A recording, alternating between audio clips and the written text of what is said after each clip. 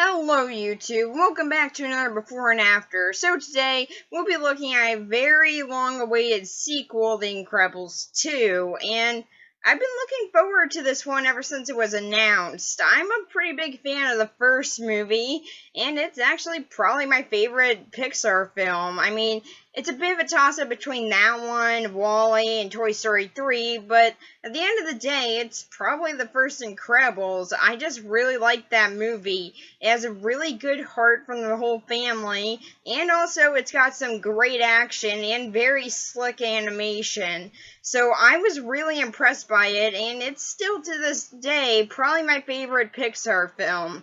So, yeah, I was really excited about this sequel, and when the trailer came out, I'm still pretty excited about it. So, pretty much it seems that, supers are coming back, and they need a face for it. So they decide, Helen, why not use her? For some reason, I don't know why she's their go-to to bring back supers, but yeah, okay. I mean, I'll always say this, elasticity is a really cool power, so I mean, I guess I can see why bring her in as the face of it. And Bob is all for it, and he decides, well, okay, he'll take care of the kids, which proves to be a little bit harder because, well, superheroes. So, it seems like the hardest one is probably going to be Jack, obviously. I mean, like, with his powers and everything not really being decided. Yeah, one of the big things with supers, or at least it seems in the Incredibles universe, or at least what a lot of people, including me, speculate, is that the supers in the Incredibles, their powers are kind of based around their personalities. So for a baby, it would make sense that, well, they don't really have a personality at that point, or at least not something that would determine their power. So yeah, as they get older, they'll eventually get one, or at least they'll settle on one. So yeah, it does actually seem, it is kind of a neat thing, and admittedly, I am pretty interested to see, will he actually get a definitive power in this movie, and I still really think that it'll be kind of interesting to see how that plays off of some other characters, like Violet. She's definitely less shy than she was in the first movie, so will that actually affect her powers? Because personalities do change, or do they just get one power? Yeah, the theory's still a bit loose, admittedly, but still, I do like that theory for how their powers work and everything. And I will be curious to see how it actually still affects them. So, like, personalities can change. Mine has certainly changed a whole lot. So, like, I would really like to see, like, does it actually affect them, or like, would her force field color change or anything? Like, it's just kind of interesting to me using that theory as a basis for a lot of questions, and I really always like that.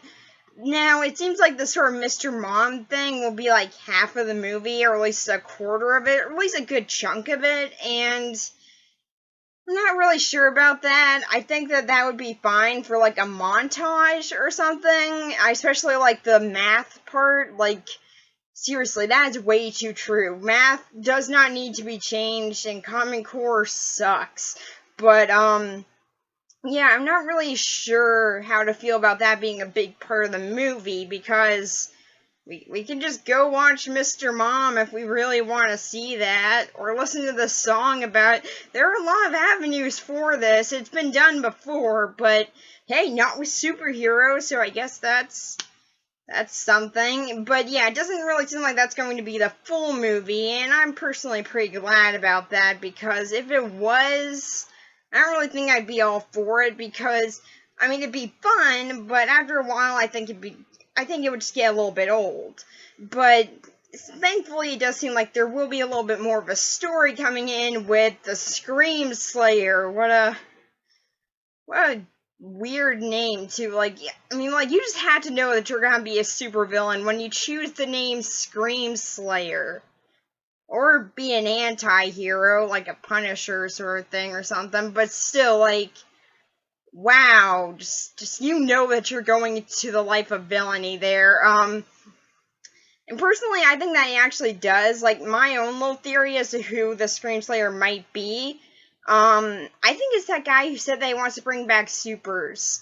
Because, I mean, like, you gotta have a villain for the supers to fight, so why not bring one back for yourself to just cement them needing to come back? If everything with Syndrome didn't already show that they needed to come back, but yeah, still, I'm pretty sure that that guy's gonna be it. If I'm wrong, I'm wrong, but still, I'm pretty sure that's gonna be that guy. But still, he does seem like a pretty cool villain. Honestly, I really do like his look. Mostly with like the glowing eyes and everything. I really do like that. And I think that he has either one of two powers. Either he's a technopath, which pretty much means controlling technology, or he's just an illusionist with the hypnotism thing that he seemed to be doing. So one of the two, I'm not really sure, but so like he might either just not have powers and just be an illusionist, or he could be a technopath. It could really probably go either way, but I'm kind of more hoping for the technopath thing, so then we can get a little bit more of an actual superhero fight. And they already did sort of the guy with no powers still has powers thing in the first one, so I'm kind of leaning more towards technopath or something. But still, I am really interested to see that villain, and hopefully we'll get some more action sort of stuff at that point. But still, I am really looking forward to this movie. It has a lot of potential, especially considering the first one, and it just looks like a really fun movie overall. Even if it is mostly just the Mr. Mom stuff, they'll probably be really creative about it and have a lot of fun with it. So still, it still looks like it's going to be a really good movie either way. But then there's also sort of the chance that it will just sort of be mostly Mr. Mom stuff, which I don't know how to feel about that. I mean, like, it could go either way on that part, but still, even if that is just sort of a big part of it, I'll probably still have fun with it. Then there's also the animation, which I want to bring up, which looks great. It's been updated, but only enough, which I'm really glad about.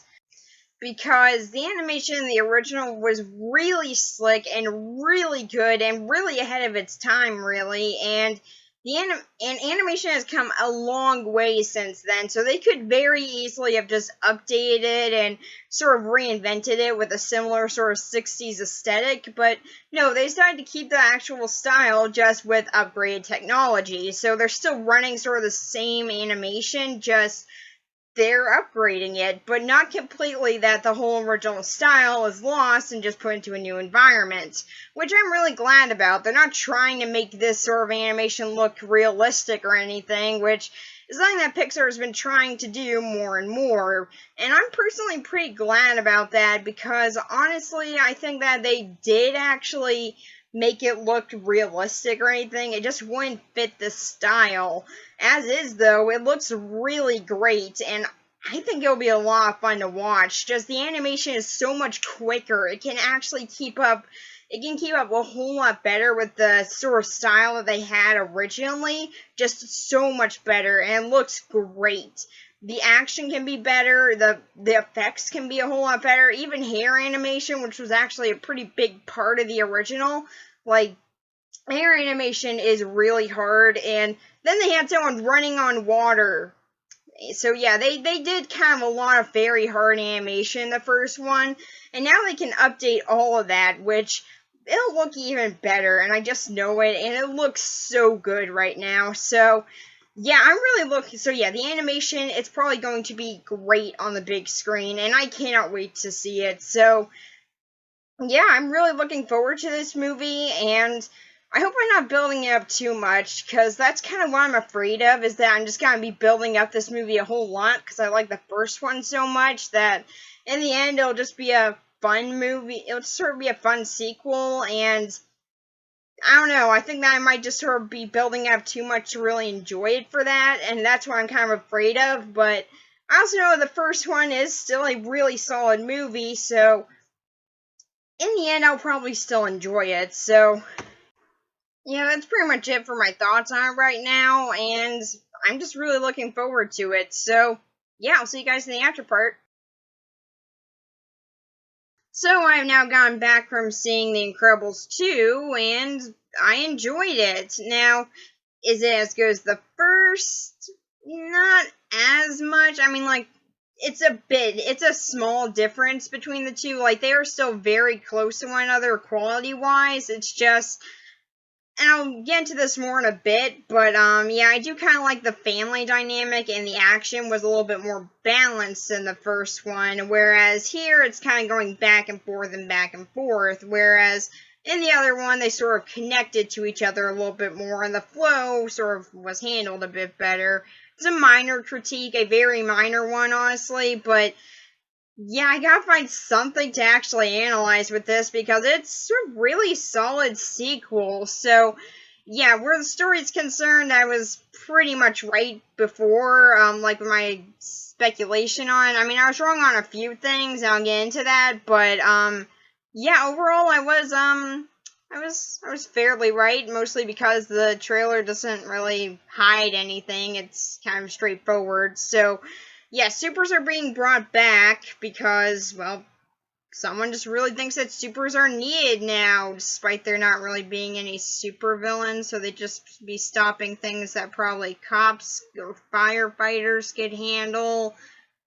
But yeah, they're coming back, so, but, yeah, one guy wants to bring them back, and, yeah, he's ready to fully finance it and everything, and they decide to use Elastigirl as the face of it because, well, she's the cheapest right now. Yeah, they ran the numbers, and, she's just the cheapest because she causes the least amount of damage, so, yeah, insurance-wise and everything, it makes sense, and I do actually like how there is an actual reason as to why they're using her, not just for my reasoning, which was elasticity is cool. Yeah, that's kind of why I thought that was going to be the reasoning, or like, you know, she just works for it or something, but yeah, no, there is an actual reason why they're using her, and I really do like that, and it makes sense, too. It is actually a reason, and it is actually a smart way to go about it. They're bringing them back more subtly. They're working on the PR, they're trying to build up relations, pretty much. They're trying to gain people's trust again, and, well, then they're just sort of gonna work from there. Try and just keep on doing what superheroes do, and eventually try and gain the trust of people while also showing their perspective from it by having a webcam in their suit. So then, well, people can see what's happening with the supers and how they're handled, and how they sort of feel during the situation. It's because, well, if they don't have that, then they just sort of see a big disaster, and people saying, oh, no, that's not what happened, and yeah, that wouldn't really convince everybody, so yeah, it is actually a smart way to go about this, and I do really like that. I think there were a lot of ways that they could have kind of kiddily gone around this, and yeah, I just really would have liked that, and I'm glad. One thing that I really do like about these movies is that they do treat kids with intelligence. They do treat them as, yeah, they can handle more actual things, like real world situations, and also they can handle some darker stuff or more adult things. I do really like that these movies don't shy away from that, and it is really nice. Seriously, I think that more kids' movies should do that, and I do have to give major props to this one for that, because, and the first one as well, because, yeah, they do actually handle supers coming back, not just with, oh, everyone just sort of cheered them on when they stopped, the Underminer, which, yes, they do show the ending of the Underminer fight, which is awesome. Sorry, that was so cool, even though I'm pretty sure there was like a video game or a comic book or something that already had that, but yeah, it's still awesome to actually see it on the big screen. That is so cool. So yeah, I do like how they actually do handle supers coming back, and I think that it is really nice that, well, they're not trying to talk down to kids at all, which is really nice. So, yeah, anyway, back onto the story, yeah, pretty much she comes back, and Bob is pretty much for it, and yeah, he does have a few more selfish reasons as to why he's for it, and honestly, this was kind of cut out of the trailer. I think it's just because, like, they might think, this might make people think that he might be unlikable in this movie, because, yeah, his reasoning as to why he really wants her to do this is so then he can get back into it, and honestly, it makes sense for his character. I totally understand why he would do that, and yeah, I don't know why they cut that out. It's a funny bit, and yet they just decide, nah, I don't know. Again, I think it might just because they might be worried, like, he might seem unlikable there, while in the context of the movie, he isn't. So they might just been worried about that or something, which I totally get. But still, I don't know. I don't think that really needs to be cut out or anything. It's a funny bit. But still, yeah. Pretty much his reasoning as to why he wants Ellen to go back is in order to make supers legal, so then he can do it again, and also the kids to a lesser extent. So, yeah, it does make sense for him, especially considering the first movie. So, yeah, I do like how that is handled here, and it does make the reasoning as to why he does all the Mr. Mom stuff make some more sense. So, yeah, pretty much he's staying at home taking care of the kids, which proves to be a little bit harder because, well, Common Core. Freaking Common Core. I mean, I don't think they had Common Core in the 60s, where these movies are supposed to take place, but, yeah, okay. Still freaking Common Core. But, yeah, anyway, so yeah, he has to learn Common Core. Horrible, I know. That is worse than anything that any villain could ever do to him. But, yeah, anyway, he has to help Dash with homework. Violet is pretty much acting out, and her reasoning is actually a good one, which is really nice to me. Like, honestly, I do kind of hate the cliche of, oh, teenagers are just angry at their parents because, you know, they're teenagers, so they get angry at things. Am I, like, one of the only teenagers that doesn't really do that? I mean, like, I get pissed at things, yeah, but I don't really get angry at my parents that much. I mean, like, they're nice. I have nice parents. They're good. I watch movies every Saturday night with my dad. Svengali is how we bond. So, like, yeah, honestly, am I like one of the few teenagers that doesn't really get overly angry at their parents or something? Because, like, I mean, sometimes I'll be a bit embarrassed by them, or, like, I will be kind of annoyed at them, but, like, yeah, overall, they're really nice. Like, am I one of the few teenagers that are like that? Because according to movies and TV shows, like, every teenager should be like this. And to be fair, TV shows do get into more of the reasoning as to why and stuff, because, well, they have more time to do that. But still, I do really like that movie actually did that too, because that's pretty rare. Like I said, time usually is limited, so yeah, I do really like how they did that. And her reasoning is pretty much, well, Bob accidentally had Tony's mind wiped, and he completely forgot that Violet even existed. So, yeah. It kind of makes sense why she would be pissed about that. I know, right? Like, for some odd reason, she got annoyed about that. Now, to be fair, Bob didn't know that was gonna happen. He thought they'd just make him forget something that happens in this movie, which was actually a really cool moment. I like that he actually recognizes Violet's voice. That was something that I always noticed with, like, superheroes and everything. It's just like, they wear a small little mask like that. You can't put the pieces together, or, like, their voice is the same. How could you not hear that? Like, some of them will change their voice, like Batman. Sometimes the Flash can and stuff, like, they'll change their appearance and stuff, but in Superman, like, there is actually more into the reasoning as to why people don't see him as Clark Kent. Not just because he puts on glasses. Actually, he can physically change himself in order to actually, by legal definition, he is technically a different person, specimen-wise. Like, there are technicals into all this, but yeah, pretty much, there is more than just he wears glasses that makes people know that he's a different person. So, yeah, I will just say that. But, yeah, I do really like that, yeah, for one, that they do that, because, honestly, again, I just always don't get why they don't just notice their voice if they know them. And also, I just really like that she actually has a reason to be angry here. But, yeah, back onto the story. I'll get into that more later. But, yeah, back onto the story. Bob is also having to deal with Jack, who has powers. And that I do mean in a plural sense because, yeah, he has a lot of powers, and apparently they're definite. These are all powers that he will forever have. He can turn into steel, into like some bubblegum thing. He can become a giant. He can shoot lasers out of his eyes, teleport, go into a different dimension, light himself on fire, turn into a demon. These are his actual powers.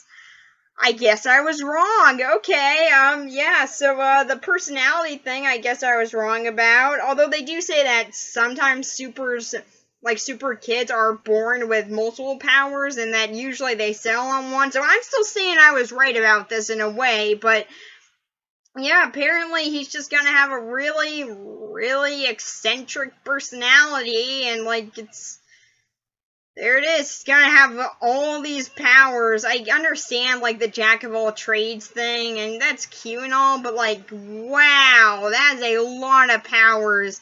I mean, it's just like, if growing up with one of them would be hard, which I can assume it would be, I mean, I've read enough X-Men stuff to know, growing up with powers would be horrible, apparently, according to X-Men, and yeah, I mean, like, just one would be hard to control. That many, I honestly would not doubt if he goes freaking Legion on anybody, because, like, wow, that's a lot of powers to deal with. But, yeah, Edna helps him deal with it a bit by giving him a suit, so they can control it a bit more.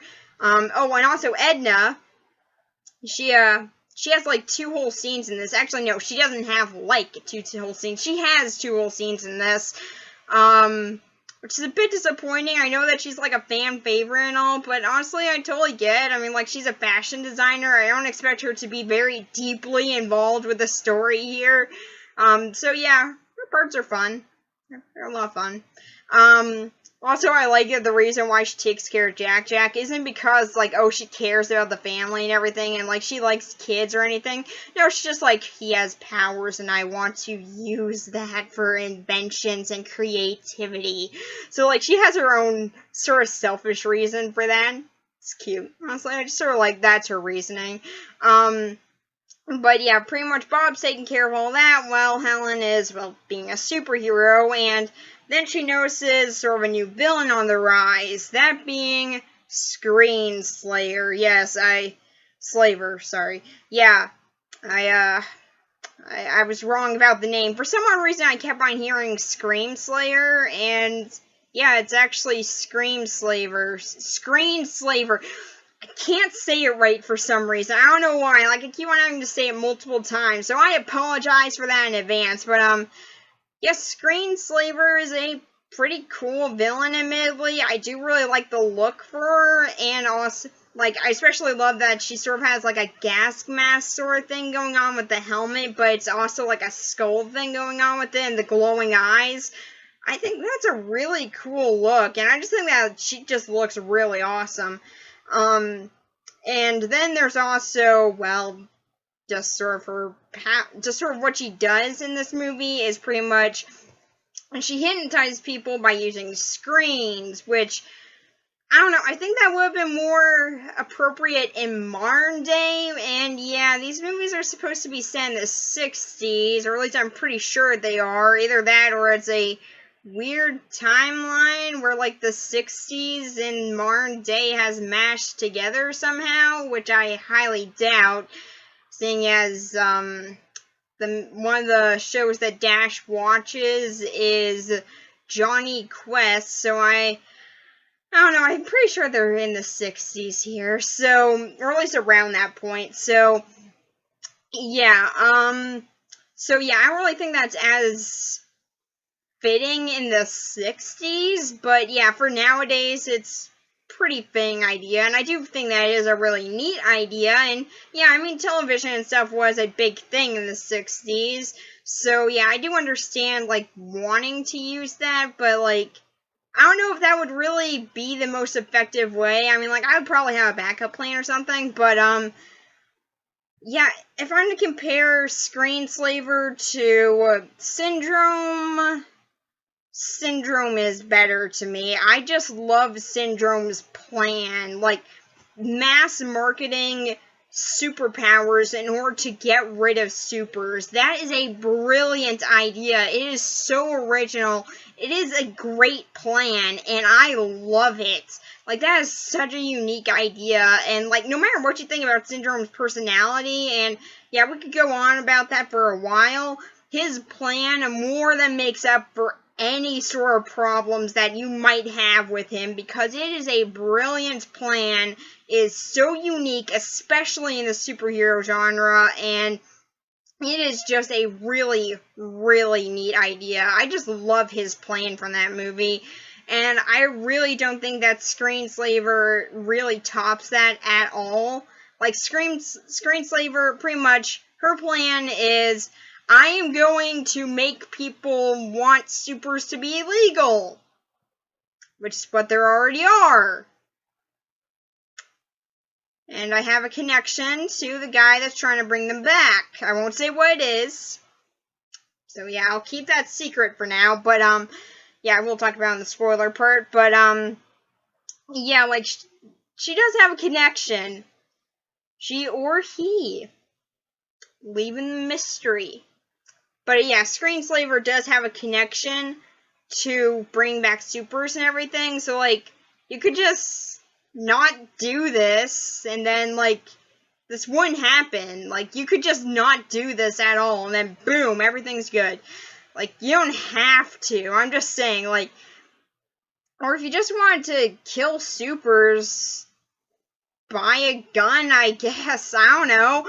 Like, you could just go around and probably kill them, or hire some assassins or something. I know that officially assassination is illegal, but I mean, like, and the most that you can actually do is perform, like, actually catching somebody and bring them to the authorities, and that's only illegal in a few states because, well, it is still kidnapping technically, so, yeah, hitmen are way less interesting in real life, but, yeah, I mean, like, I understand that. I don't know the rules of that for in the 60s, and I really don't think that I should know the rules of assassination right now. I don't think I should know that ever, but yeah, I do for some reason. I'm just weird that way. But yeah, I do understand, like, there's legal things that you have to go through, but like, yeah, I'm pretty sure that you could find a way around this. You're a smart person. You could do something. Like, this is very unneeded, but yeah, Screenslaver just sort of decides that, yeah, this is the best plan ever, so yeah, she decides to do it. And it's okay. It's a pretty basic plan, honestly, and I just don't think that it comes at all close to the first movie, so yeah, that's pretty much the big difference here with the villain, and that's probably why I think that that's why I think that Syndrome is a bit better as one, because his plan is fantastic, and even if I had any problems with him, that just got rid of it, so yeah, I do think that Syndrome is a bit of a better villain, and honestly, that is one of the things that I like more with the first one than this one, but still, again, this one is a very solid sequel. So, but yeah, back onto the story, pretty much, Helen finds out who Screenslaver is, and, well, pretty much, she needs her family in order to stop them. So, yeah, on to actual analysis, because I spent way too much time on synopsis. So, yeah, for the story, it's really well handled. It's a very solid sequel to the first one, and I really did enjoy it. It's a very fun, well animated, which I will get into more in a bit, and just overall a very enjoyable movie that's very hard to find any problems with. So here's a minor nitpick. The very minor nitpick is that sometimes the story flow isn't that great. Like, sometimes, like, it's hard to explain because I don't really know what they could change about it. But, the family dynamic stuff and also the superhero stuff, I don't know, it seems like there's a bit more of a separation between them in this one. But yeah, again, that's a very minor nitpick, and overall, I did very much enjoy this film, so yeah, and I did need to analyze something, because no movie is perfect. No matter how good The Incredibles is, yeah, but no matter how incredible it says it is. Oh yeah, it is a really good movie.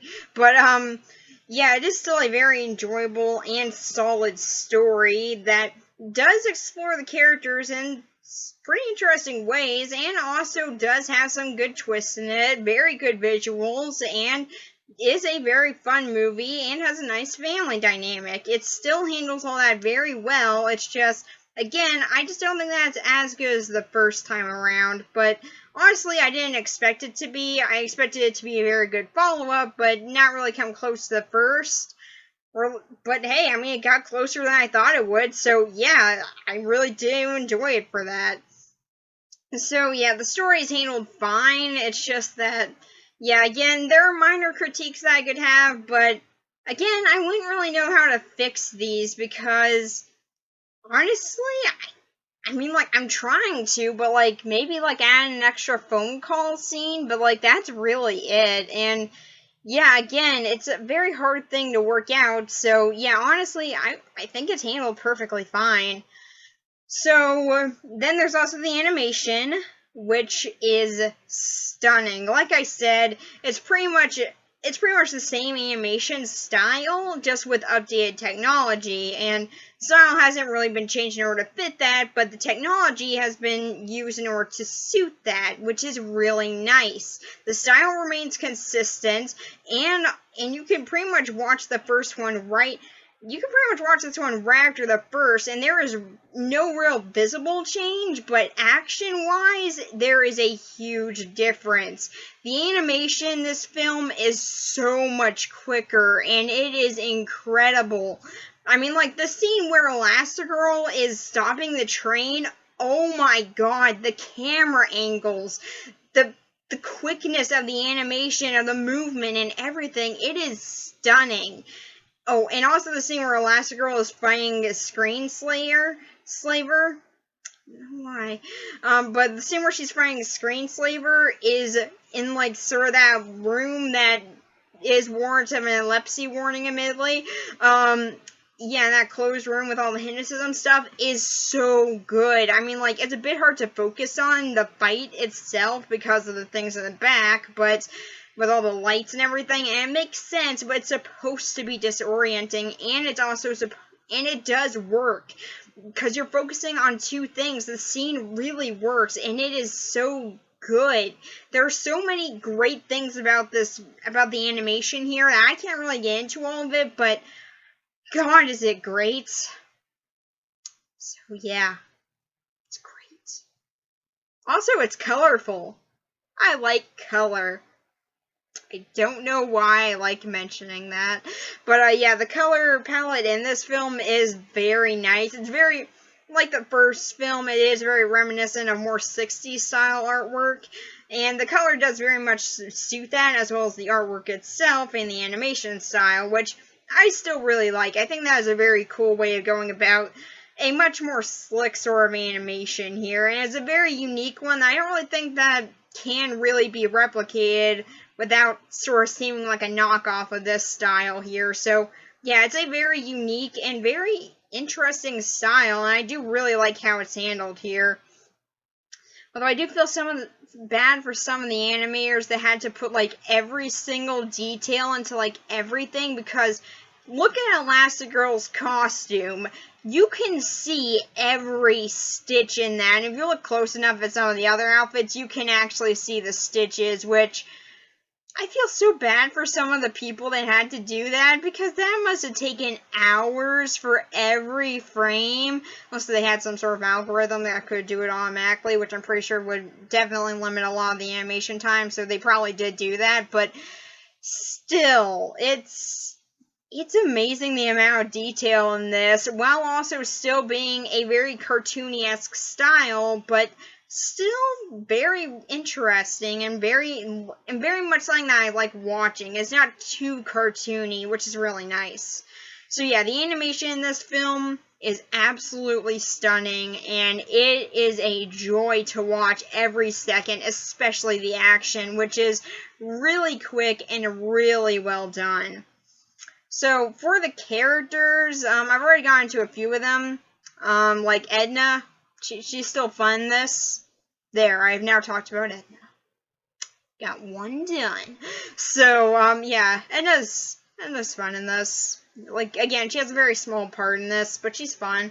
Bob, pretty much, he wants to get back into the action, but pretty much, he's a little bit too much of a liability right now, and since they're trying to build up PR, he's staying home and taking care of the kids, while Helen goes and does it, and honestly, I kind of like seeing him deal with some of that. Like, it is a very cliche sort of Mr. Mom thing, but again, like I said in the before part, I was pretty sure they were going to give a lot of creativity to this, and that's exactly what they do. It is a very fun sort of thing, and also, I just sort of really like him just sort of staying up late at night because, like, he just can't handle not being a good dad, so he's just gonna go and he's gonna learn Common Core. And I just felt so bad because he didn't know that Common Core changes all the time. So bad for him. Common Core sucks, if I haven't already said that. It does! But, yeah, he's still a really likable character, and I still think that even though he is a little bit more okay, his reasoning is still sort of selfish. I do think that fits his character, so I'm completely fine with it. And he's still a very likable character. But yeah, even though he does have a little bit of selfish intentions, you can still tell that he does want Helen to go out and go and be a superhero, because you can tell that he does want her to have fun with that again, and it's really nice to see him it's sort of subtly there, but you can tell it's there, and it is really nice to sort of see that.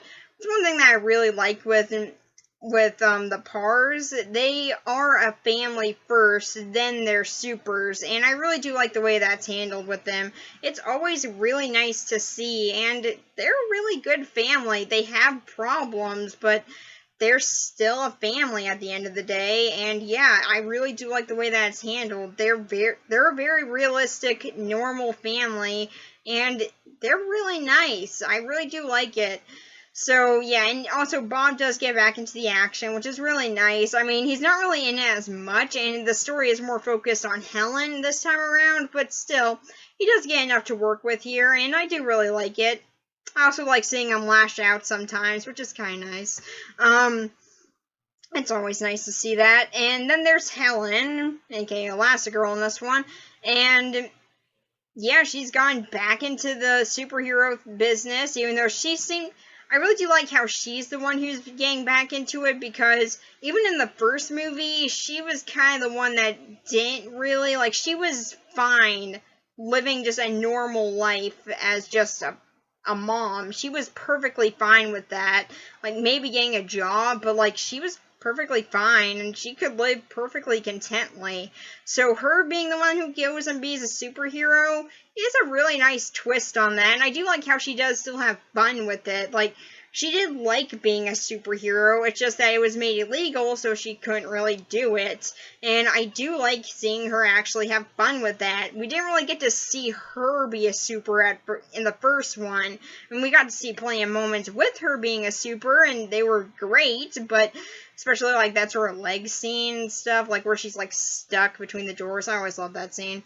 But, yeah, we didn't really get to see much of her back in her glory days doing it, and, I mean, she still is in her glory days, let's just admit that, but, yeah, we didn't really get to see her back when superheroes were legal. We got to see it a bit, we got, like, a whole scene, but then it was over, and, yeah, so we were mostly focusing on Bob in that one. Here, though, we do get to see her more, we get to learn more about her, and it is very nice. And I do really like actually learning more about her. She's a likable character too, and yeah, I do like seeing her actually being a superhero again. Honestly, I really like seeing that. For one, we do get to see her having fun with it, which is really nice. Like, pretty much, to me, I sort of think that she really just sort of actually did miss it, but, well, it was illegal, so, you know, she couldn't really do it, but when she's able to do it again, yeah, you can see that she missed it, and it is really nice to see that for her. Like, you can actually see her really enjoying just being out on the Elastabike and everything, and yeah, it's cool. It's very cool. And also we do get to see her actually utilizing not only her powers, but also being smart about it. Like, she has to figure out who the Screen Slayer is, admittedly something that was kind of obvious near the point where she figured it out to me, but yeah, still, I do like that she actually had to figure it out, and the reason why it's revealed to her and why she gets it confirmed is because she figured it out, which is really nice. And also, I just really like seeing her actually trying to, like her trying to draw out the Screen Slayer and stuff like that. Although she was looking at a screen when she was doing that, so I was like, couldn't you just, like, hack into that screen there, too? Like, I know it's on a private server, but, like, I honestly don't get why she didn't really hack into that. Like, really? I mean, like, when it's revealed who it is, it makes no real sense to why, when her whole plan revolved around hypnotizing the supers, but, yeah, still, I do actually like that, well, you know, she does actually have to figure this out. It's not just gonna be revealed to her. Like, I mean, like, okay, in the first movie, Syndrome kind of, like, invited him there, and pretty much he was already gonna reveal it. So in this one, they had to actually figure out who it is and stuff, and we do get to see that as well, which is really nice, and I think it's actually really cool seeing her trying to find out and stuff. It's pretty neat. And then we got Violet, who I've already mentioned. Pretty much they go into more her being angry at her parents and stuff, mostly Bob. And yeah, her reasoning does make sense, like I've said, so which is really nice to me. And yeah, honestly, I do like her in this movie a whole lot, and she does get a whole lot more time to shine here, which is really nice. I'm glad they gave her some more attention here because, yeah, in the first movie she did have some, and she did have an arc, but yeah, it is nice to see her get some more attention. She was always my favorite character in the first movie. I don't know why. I think it's because I had an addiction to hair bands at the time. Like, it was weird. Like, I would wear them every day. It was like my vest. I would just wear it every day. But yeah, I would wear different hair bands every day. But, yeah, and then I saw her wearing one at the end of the film, and I was just like, that's it. She just cemented it for me now. She is my favorite, and yeah, I still like her. She's still a cool character. I do really like her powers. I've said this before, but I'm a fan of the Invisible Man and stuff. And yeah, invisibility is just a really cool thing to utilize. And yeah, I like how they do it with her. So yeah, I do like seeing her have a little bit more of a sort of heroic role in this. Well, also, one thing that I liked with her in this one is that she decides to try and, like, just not be a super. Like, she doesn't want to get into that lifestyle. And I do find that interesting, because, like, I don't know, I always kind of expected that one of them would at some point, but I do find it kind of interesting as to why. It's just because she's just angry. And, yeah, I don't know, I think that's kind of neat, like, how they do actually work with that, and, like, will she actually not become a hero one day or something? I don't know, I mean, like, it's kind of neat, and I do like seeing that a little bit. And, like, sort of a little bit of conflict over what she's going to do with her future, because, well, now superheroes are legal. She could totally go down this career path, or just anything else. So, yeah, there is a big decision with that, as to saving people, or just doing what she wants to do. If that's saving people, then, well, yeah, obviously that, but still, I think that is kind of an interesting question that maybe will get explored if there's ever a third one. I mean, I don't know what there will be, but, yeah, I would actually find that to be kind of interesting if they do. Then there's Dash. Okay, so hardly anything happens with Dash in this one, which is a bit disappointing. In the first movie, he didn't really have an arc, except for he was kind of a troublemaker, and he still was at the end, but he was more accepted, I guess, by his mom and stuff, I guess. I don't... He did have an arc, but, like, it wasn't really that much. I mean, like, he's still a good character and all, and I still like him. It's just, yeah, he didn't really have that much of an arc. Like, it was there, but, like, he wasn't as much of an important member of the Parr family, and unfortunately that's kind of the case here, too. I mean, like, he was more important in the first movie, though, and he did have more of an arc there, but here, he's content with everything, pretty much. Like, he's good. His problems are homework and stuff like that. I guess he's the more relatable one in this one, but, like, I don't know. I always sort of saw him just, like, immediately going into the action and stuff, and, okay, well, no, dashing into the action. Yes, I can do puns. I really shouldn't.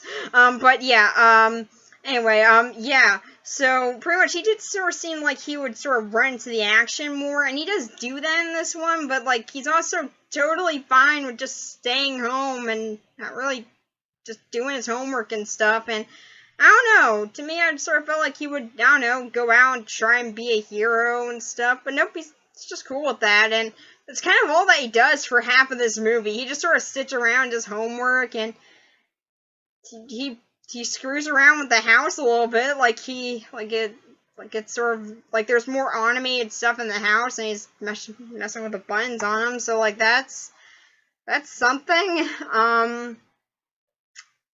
but yeah, a little bit more in the second half, he does have more of a point, like, he activates the Incredible Mobile, and that's kind of it. He just really likes the car.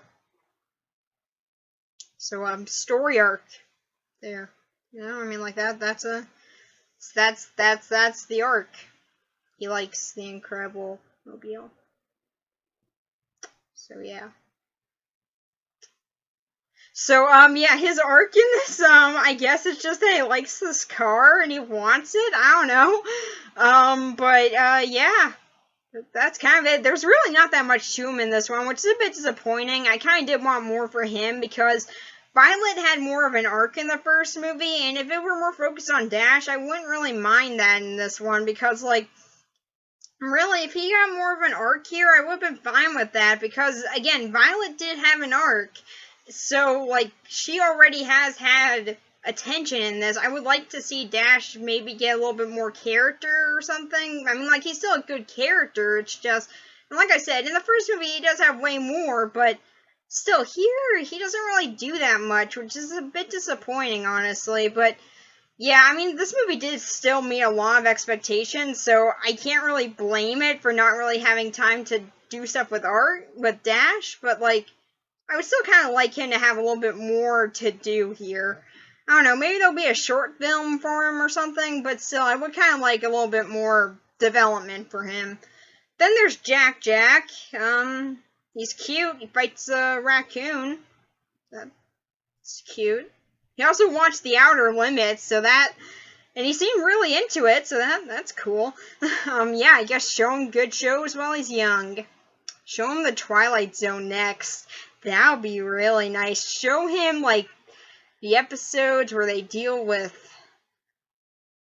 World War II repercussions and stuff like that. He'll love it. I honestly just think that's just cool. Just, like, show him the Outer Limits while they're young.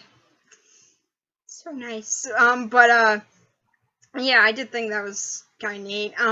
But yeah, he's cute. So that's something. Yeah, but there's not really that much. I mean, like, he's still a baby, so, like, there's not that much with him here, and, yeah, still good. Still a cute baby, I still like him. I like the development of his powers, like I said before. Pretty much now he has a definitive power, and it's a lot of them, which is kind of neat. Also, I think that, him going into different dimensions, like, inside, but still being heard inside the house, was that a reference to that one Twilight Zone, like, where the little girl goes missing, but you can still hear her crying in the room? Is that a reference to that? Because I'm pretty sure that was a reference. I don't know if that was intended, but that's totally what I noticed, especially after the Outer Limits reference. I'm like, that's gotta be a reference to Twilight Zone, right? If someone knows for certain, please do tell me, because I want to know if that is true, because that would be really cool. But yeah, so yeah, I liked him. He's so cute. Then there's Tony Reinger. He actually gets a bit here.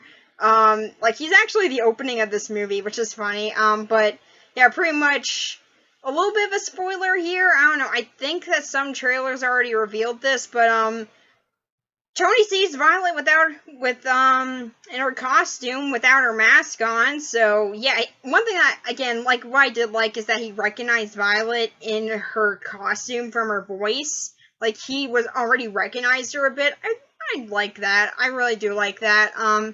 And yeah, pretty much he notices her, and then well, Bob tells Dicker, and he decides, okay, well, we'll wipe his mind, and yeah, they do that, and he forgets about Violet entirely, and then eventually he remembers her, and yeah, they hit off again, and I mean, like, he doesn't really remember her, but pretty much he meets her again, pretty much, and yeah, it's kind of nice to see him actually have a little bit more to do here, but honestly, I kind of did want to see, like, him knowing who Violet was and stuff, and, like, that she's a super. I think that would have been really cool, like, I do find it interesting that, like, he kind of thought, like, yeah, it might make things awkward, and, like, that was what he was worried about, like, not that, oh, you know, I know a superhero, no, just, like, it might make things awkward on our date, and it's just, like, I found that hilarious, like, you know, I had to act like I didn't see that, even though I did, and I'm just, like, it's gonna ruin this movie for us, and honestly, I just found that hilarious, but yeah, I did like him in this movie, but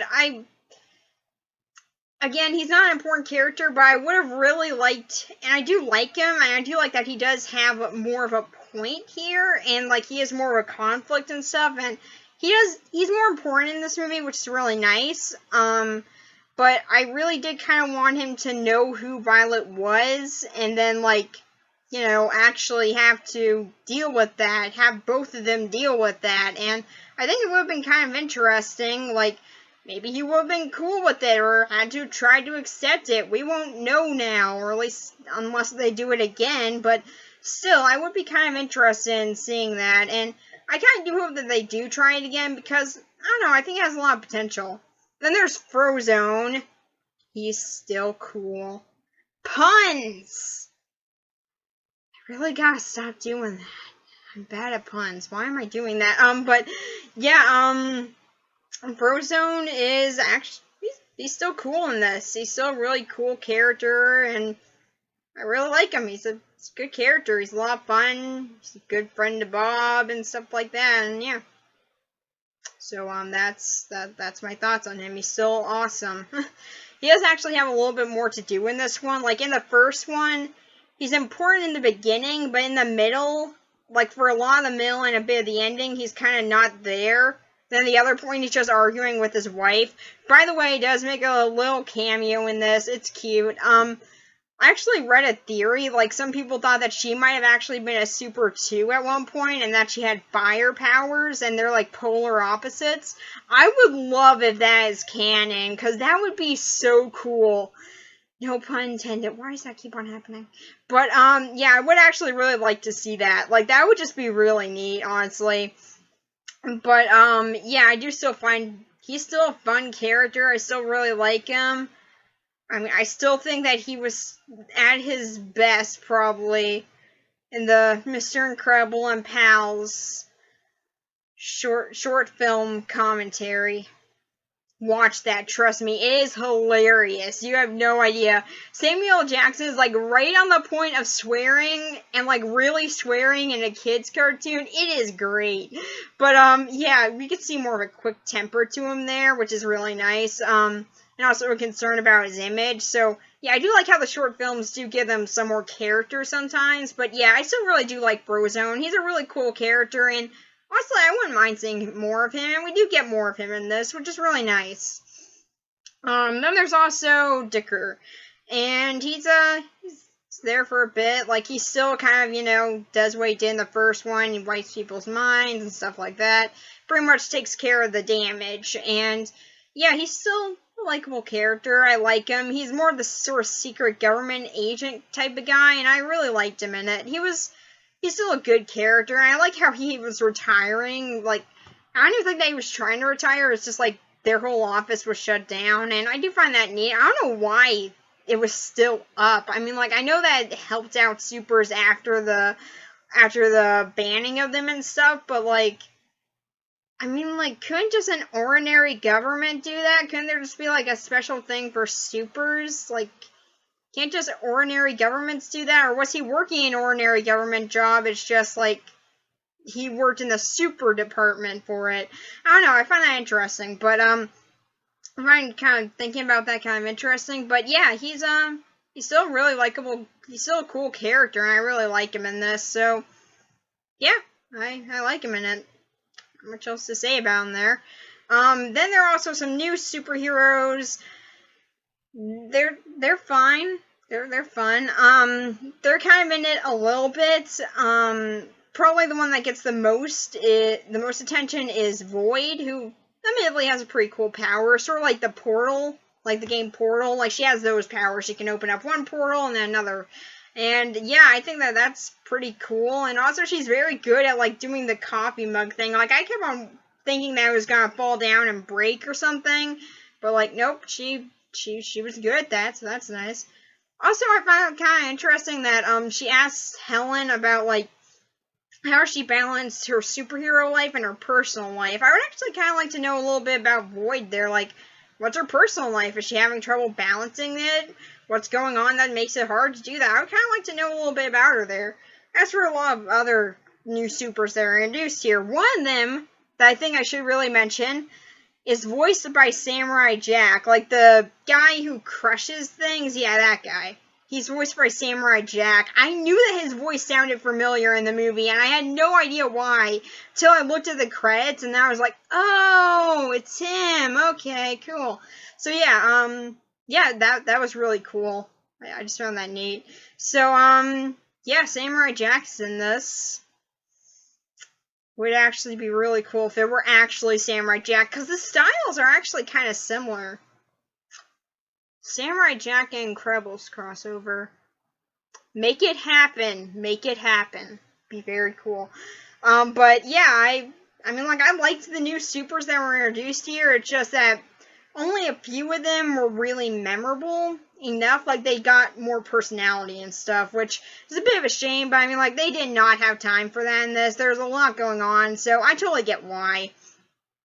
So, overall for this movie, I'm like, this is the non-spoiler part, so there are two characters that I am skipping over for right now, but mostly because of one of them, mostly because, well, my own sort of personal thoughts on that. I'll get into it in the spoilers, but yeah, for this movie overall, I really enjoyed it. It's a very solid sequel, and it's a very good follow-up to the first one.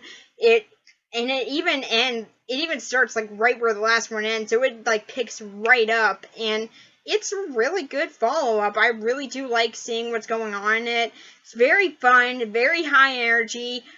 It's both adult and kid-friendly, which is really nice, and there's a good balance between that one here. I think the first one was a little bit more adult, however, this one is a little bit more balanced, so that's something I will say, like, I've kind of been giving, like, the first one all the praise here, but, like, that's something that this one did get. It's more balanced, which is really nice. So yeah, that's a point that I will give to this one. And also it's got great animation, seriously stunning animation. Characters are really good, and some of them even get developed in pretty interesting ways, or at least open the door for some pretty interesting things, and yeah, overall, it's a very fun movie that I highly recommend you guys go check out, but chances are, if you're watching this, you're probably gonna do it anyway, so yeah, go for it, go watch it. It's a lot of fun, and it's totally worth it. So, this is one of the sequels, this is one of the times where a sequel is done right, and it's a really good example of that, so I highly recommend going and checking it out. So, yeah, that's pretty much it for this. Now let's get into the spoiler parts. So yeah, I found an Incredibles pin. I didn't know that I had this. I completely forgot that I had it, and I just sort of saw it, and then I realized I just filmed this whole video without a single Incredibles related thing. So yeah, I fixed that. There it is. Yay. I knew I had Incredible stuff, too. I used to have the movie. I have no idea what happened to it. I'm pretty sure that my cousin stole it, because the last time I watched it was with him. pretty sure that he took it. I don't know why he would take it. I'm just pretty sure that he did. And I had an Elastigirl figure, 2 of them actually, and a Mr. Incredible figure. I got them from like McDonald's because I really wanted a Violet figure because, like I said, she was my favorite. So I wanted that, but I kept on getting the others. So I was very disappointed about that. But I knew that I had Incredible stuff. I just had no idea where. Like, those Incredibles figures are somewhere in my basement. No idea where. I just know they're somewhere. So yeah. But yeah, I found an Incredibles thing, so it's wonderful. So yeah, onto the bulk of this, the spoilers. Okay, so the major spoiler here, you've been warned. Jack is the villain. Yeah, I know, it's really shocking, but yeah, he went into a different dimension. Like, yeah, that's one of his powers. He went to a different dimension. Turns out that time goes way slower in there, and he was in there for like 20 years, but it was like 20 seconds for us, and then he came out. He was very hardened by what he had seen, and he felt like an outsider to everybody, and eventually he just snapped, and like, it was insane. Like, what he did, oh my god, it was horrible. It was horrible. Okay. Yeah, okay, so Jack was not the villain, although that would actually be a totally interesting supervillain origin. I could see that happening with him, but yeah, but no, that's not actually what happens, amazingly. No. The real villain is the raccoon. Yeah, it turns out that it was actually like a mind-controlling raccoon. It was behind the screenslaver, and like it pretty much controlled her to do what she did, and yeah, they never found out. The raccoon's still on the run. It's still out there somewhere. We'll never catch it. Yeah, okay, so that's not it either. So yeah, I'll actually get into spoilers now. Okay, so yeah, the real villain, I was wrong about who it was. It was not Winston, the guy who wanted to bring supers back. No, it's actually his sister, Evelyn. Pretty much, and they both got this one company after their father was killed, and he died during a robbery, and pretty much he was very good with supers for a long time, and right when the Super Banning Act was passed, his house was being robbed, and instead of going to the safe room or anything, he went right to the supers phone that he had, and he just called them up, hoping for them to get there. And they never did, and he died for it.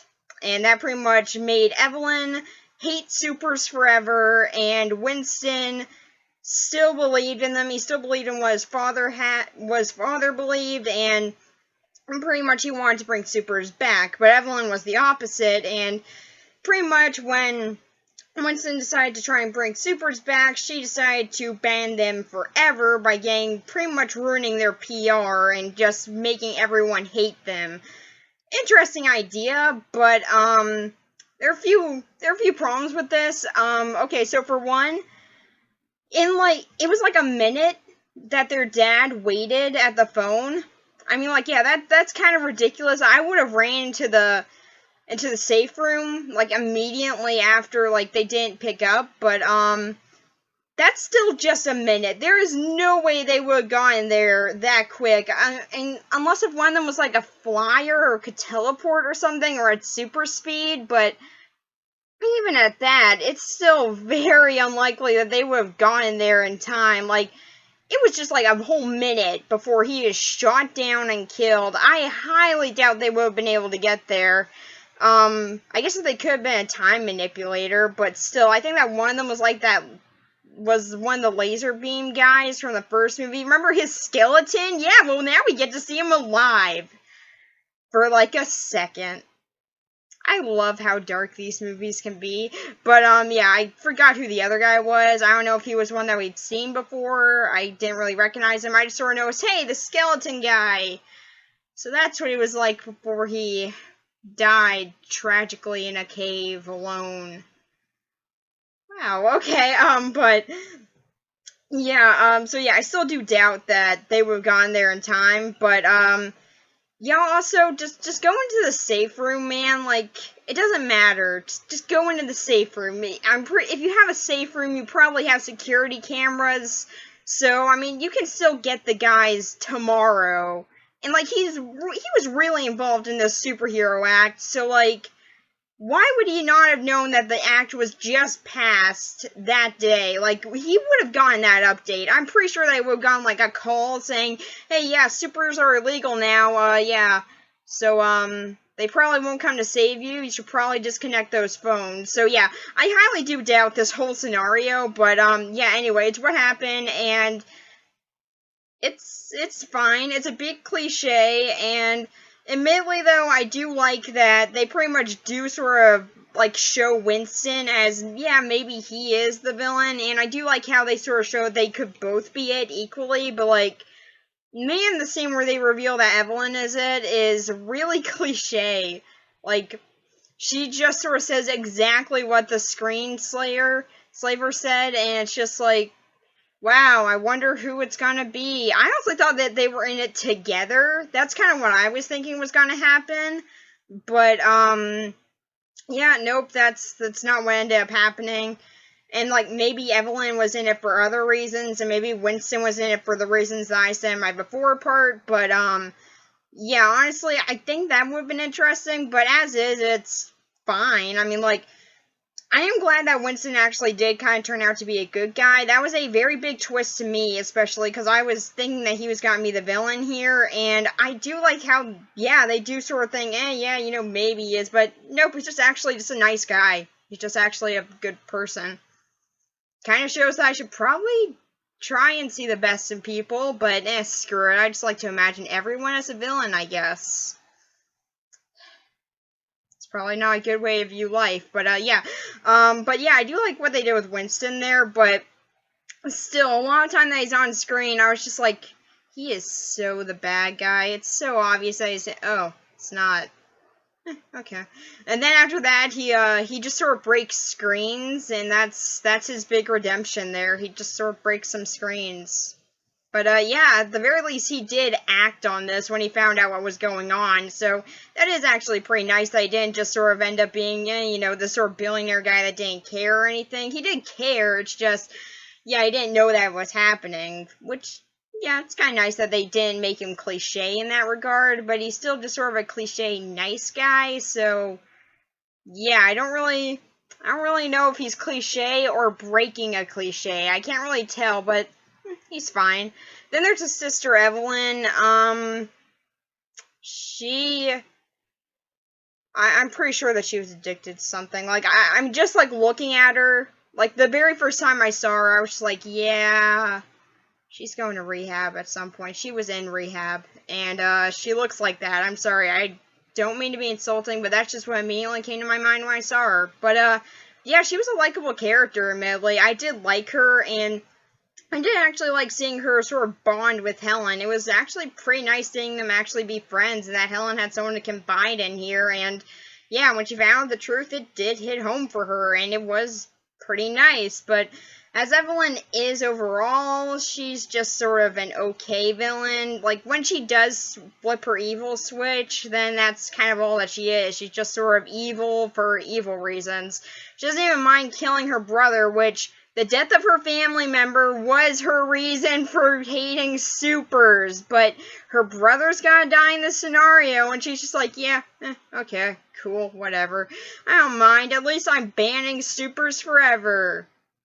By crashing a boat into a city and saying that the supers did it.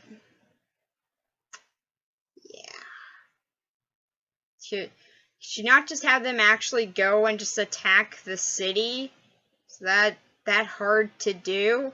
Also, her plan wouldn't have really worked if when they knock out all the supers the very first time they do that, like, Violet does knock her out knock out, Void at one point, so she could have easily just taken off the glasses, and, like, if they did that, then, yeah, you would have lost supers a lot this way. I'm just saying, and your whole plan just required on glasses staying on. You didn't even put a glasses strap or anything on it. You're just like, it'll stay, it's fine. I would have like super glued it to them or like something like that. Something to make it secure in any sort of way outside of just, you know, I trust these. I trust the glasses here. They're gonna last. And yeah, I'm just saying, like, there were a lot of ways that this plan could have gone wrong, but yeah, as is, she's a fine villain, and I do like her character overall. It's just that she is a bit of a cliche one, with just sort of her reason being, oh, you know, family member was screwed over by heroes once, and so yeah, now I hate them, so that's just how I work.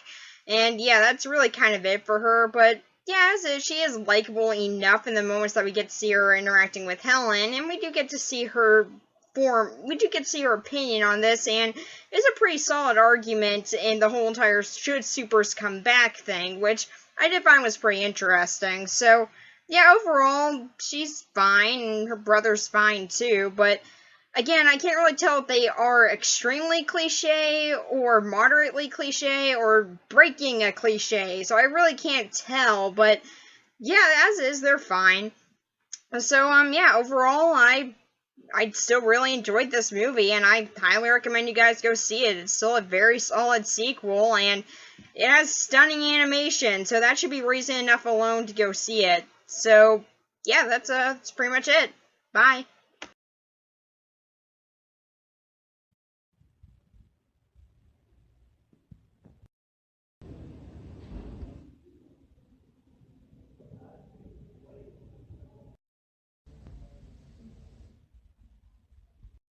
So are you sure you don't want to give your thoughts?